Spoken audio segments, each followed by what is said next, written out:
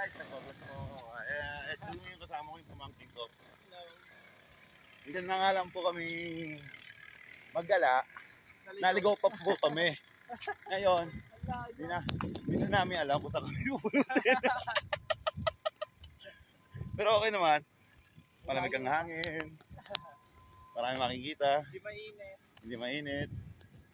Sakto lang. Masaya na rin. Lamig eh. Oo. Kung titingnan nyo naman, no? Ganda ng nature. Saya talagang pumunta ng Pilipinas. Kahit walang pera, basta happy lang. Tuloy yung ligaya. Huwag susuko. Basta mahalaga, makarating kami sa pararoonan namin.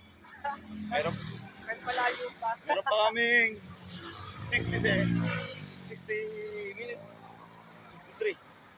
Sa mahaba-haba pa yun. Kaya tamang lakad muna. Continue ko na lang mamaya. Pagbalik namin. Peace.